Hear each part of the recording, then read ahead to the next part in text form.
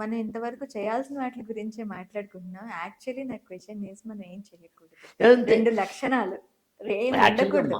యాక్చువల్గా మాధురి ఇవన్నీ చేయట్లేదు కదా, హ్మ్. అదే చేయమంటున్నాను నేను. ఓకే. ఓకే. అంటే మెమొరీకి సంబంధించి నువ్వు అడిగావు. హ్మ్. ఇక్కడ ఇంకొక పాయింట్ చెప్తాను. నేను ఏదైనా ఒక పుస్తకం చదువుతాను అనుకుందాం. హ్మ్. నేను చదువుతుంటే నువ్వు నమ్మవు, at any point of time లీనమైపోయి హ్మ్. అందులో తపస్సు చేస్తున్న వాళ్ళ లీనమైపోయి చదువుతాను. ఓకే. నేను ప్రతిదీ నోట్స్ రాసుకుంటాను.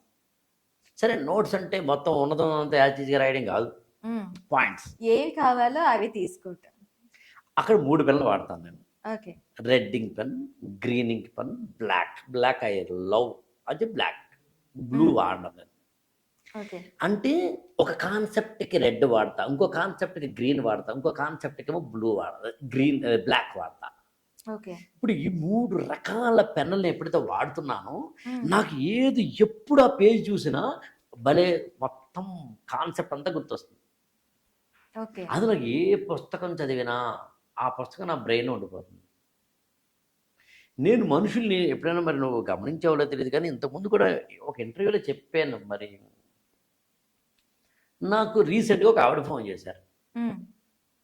సరే, గుర్తున్నానా అన్నారు ఆవిడ. హ్మ్. గుర్తున్నారా అనగానే మనం మెమరీ కష్టమే. యాక్టివేట్ అవుతుంది. గుర్తున్నారా అనగానే మీరు హిమాయత్ నగర్లో మినర్వా హోటల్ దగ్గర,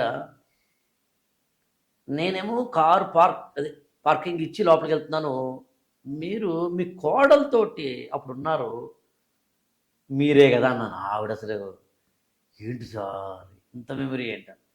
99.9% నేను ఒక మనిషితో మాట్లాడుతున్నప్పుడు హ్మ్. ప్రింట్ చేసుకుంటాను బ్రెయిన్లో, క్యాజువల్గా మాట్లాడను. హ్మ్. మీరెవరు, మీ పేరేంటి, okay so and so, including the dress, including the attire, including the body language, everything బ్రెయిన్లో పెట్టుకుంటాను నేను. హ్మ్. అంతలా ప్రింట్ చేసుకుంటా. ఎక్కడ ఉంది ఈ రహస్యం చెప్తాను మీకు. ఇన్వాల్వ్మెంట్లో ఉంది. Okay. If you are involving, నువ్వు ఒక దాంట్లో ఇన్వాల్వ్మెంట్ ఉంటే అక్కడ నీకు గుర్తుంటుందబ్బా. హ్మ్.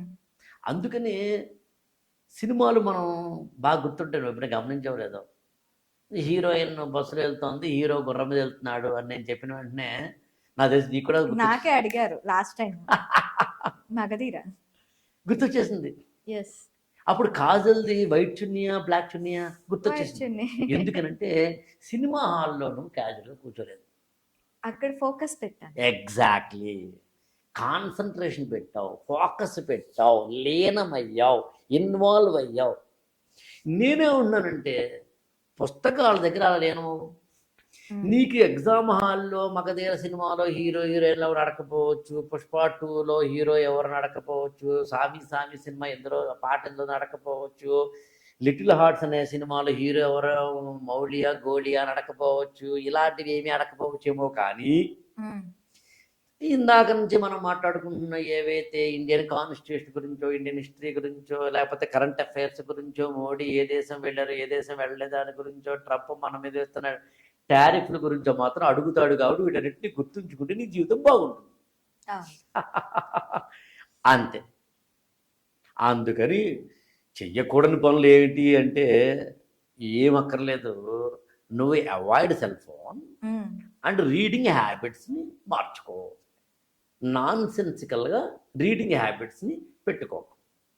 ఇందాక నా మాధురి, నేను ఒక పిరమిడికల్ చెప్తూ మనం ఇలా వచ్చాం కాబట్టి ఆ పిరమిడికల్ చెప్పేసి ముగిస్తాం.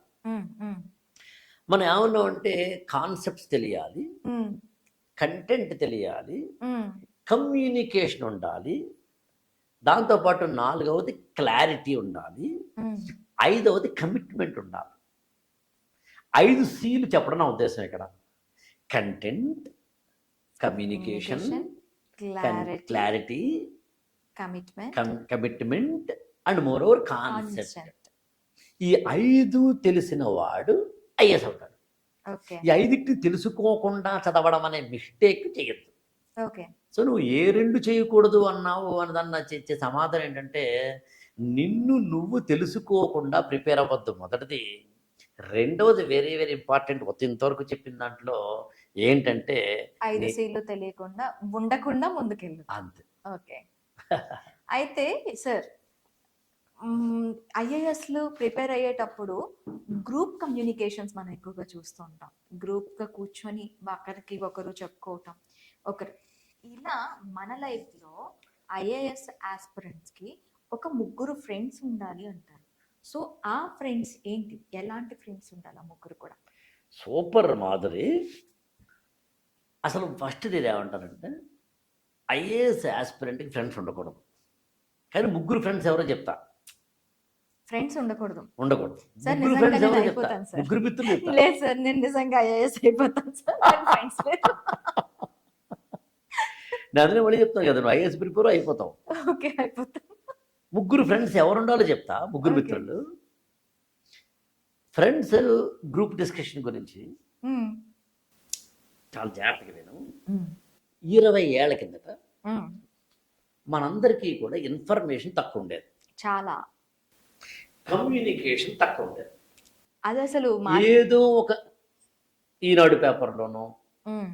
ఇంకా నేను మాట్లాడుతుంది ఈనాడు అంటే సాక్షి లాంటి పేపర్లు రాకముందు కాబట్టి, ఇంకా 20, 25, 30 ఏళ్ళ నేను ప్రిపేర్ అవుతున్నా, మ్మ్. నేను 10th క్లాస్ అవుతున్నా టైమ్స్లో, అంటే 2000 సంవత్సరం కన్నా ముందు తీసుకుందాం. మ్మ్. అప్పట్లో ఇన్ఫర్మేషన్ తక్కువ ఉండేది, ఓకే.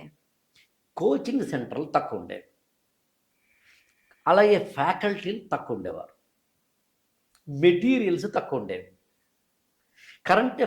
కరెంట్ అఫైర్స్ నింపడానికి మహా అయితే హిందూ పేపర్ కూడా చాలా పొద్దున్న తక్కువ కాకుండా మధ్యాహ్నం వచ్చేది, ఊర్లో అయితే కనుక ఆ మరునాడు వచ్చేది. మ్మ్. ఇలాంటి ఒకానొక పరిస్థితి ఉండే రోజుల్లో మ్మ్. స్టూడెంట్కి టీచర్ తోటో, ఫ్యాకల్టీ తోటో, కోచింగ్ సెంటర్ తోటో, న్యూస్ పేపర్లతోటో అక్వైంటెన్స్ లేనప్పుడు మ్మ్. అతని ఇన్ఫర్మేషన్ కావాలి కాబట్టి, స్ట్రాటజీ గురించి తెలియాలి కాబట్టి, అసలు ఎవరు ఏంటి, ఎలా చదువుతున్నారు, ఏం చదవాలి, ఏం చదవకూడదు, ఎగ్జామ్ ఏంటి, ఎగ్జామ్లో ఏమొస్తాయి, ఏవి రావు, ఎక్స్ వై జెడ్ తెలియాలి కాబట్టి మ్మ్. ఒక కమ్యూనికేషన్ ఛానల్ ఉండాల్సి వచ్చేది. అవును. ఆ కమ్యూనికేషన్ ఛానల్ పేరే గ్రూప్ డిస్కషన్, ఎస్. ఆ కమ్యూనికేషన్ ఛానల్ పేరే పీర్ గ్రూప్, ఆ కమ్యూనికేషన్ ఛానల్ పేరే ఫ్రెండ్స్. అందుకని మేము చదువుకునే రోజుల్లో గ్రూప్ డిస్కషన్ ఎందుకు ఉండాలి, గ్రూప్ ఎందుకు ఉండాలి అంటే అర్థం ఇన్ఫర్మేషన్ ఇవ్వడం కోసం, దాంతో ఇన్ఫర్మేషన్ తీసుకోవటం కోసం. తీసుకుంటాం, దాంతోపాటు అవేర్నెస్ని బిల్డప్ చేసుకునేందుకు. మ్మ్. మ్మ్. ఈ పుస్తకం చదవాలా అన్నా, ఈ పుస్తకం చదవకూడదా అన్నా అని చెప్పేందుకు. ఇవాళ ఒక్కసారి సిచ్యుయేషన్ చూడు, మ్మ్. హిందూ పేపర్తో సహా Times of India, Hindu paper, Economic Times, Financial Express, Tribune, Hindustan Times, Mint, దాదాపు 20 పేపర్లు ఫ్రీగా ఆన్లైన్లో ఆన్లైన్లో ఏదో ఒక టెలిగ్రామ్ ఛానల్లో పైరసీను, నాన్ పైరసీను, అఫీషియల్, అన్అఫీషియల్, దొంగతనంగాను, దొరతనంతోనూ ఇస్తున్నారు. లేదు. ఆ సబ్స్క్రిప్షన్ ఉంటే వాళ్ళ దాంట్లోనే తీసేసుకోవచ్చు ఈజీగా. నీకు పింగ్తో పాటు వచ్చేస్తుంది కదా. పంచన్గా 5 o'clockకి టైమ్స్ ఆఫ్ ఇండియా పేపర్ నా మొబైల్లో ఉంటుంది కదా. ఎస్. అలాగే ఏ బుక్ కావాలి చెప్పు, ఉంటాయి. యా. అలాగే ఏదో ఉదాహరణకి అమెజాన్ రెయిన్ ఫారెస్ట్ గురించి నాకేదో తెలియాలి ఇన్ఫర్మేషన్ అనుకుందాం, ఇంటర్నెట్లో కొట్టు, ఇప్పుడు చాట్ జీపీటీలో కొట్టు. నువ్వు నమ్మవు, నేను నిన్ననే మామూలుగా మనకి 5 సముద్రాలు, పసిఫిక్, ఇండియన్ ఓషన్, 7 సముద్రాలు, సముద్రం. 7 సప్త సముద్రాలు అనేదేమో మన యొక్క పురాణాల ద్వారా, మామూలుగా జాగ్రఫీలో 5 మహాసముద్రాలు, ఓషన్స్. ఓకే. పసిఫిక్ అంటే Atlantic ocean, Pacific ocean, Indian ocean, southern ocean, అలా మొత్తం 5 మహాసముద్రాల్లో నువ్వు మళ్ళీ ఐఏఎస్ అవుతావు. నువ్వు నీకు పురాణాల్లో కూడా కమాండ్ ఉంది కాబట్టి సరే పక్కన పెడితే 5 ఓషన్స్లో 6వ ఓషన్ ఒకటి ఉంది అనేది, వస్తుంది అనేది ఒక కంటెంట్. 6వ ఓషన్. ఓకే. నాకు తెలిసి నేను ఐ థింక్ 2 నెలల కింద ఎప్పుడో సాక్షి పేపర్లో అనుకుంటా దాన్ని చూసి నోట్స్ రాసుకున్నాను. But that is in Telugu, Sakshi paper కదా. నాకు అది ఇంగ్లీష్లో కావాలన్నాను నేను. ఉమ్, జస్ట్ చార్ట్ జీపీటీని ఏం అడగలేదు, 6th ఓషన్ ఆఫ్రికా ఏదో అడిగారు. ఉమ్, నాకు ఎంత ఇన్ఫర్మేషన్ ఇచ్చిందంటే అత్యద్భుత ఇన్ఫర్మేషన్ ఇచ్చింది. ఓకే.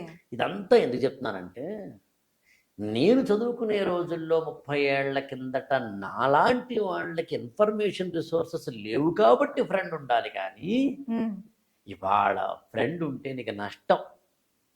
ఇవాళ ఫ్రెండ్స్ వల్ల ఉపయోగం లేదు.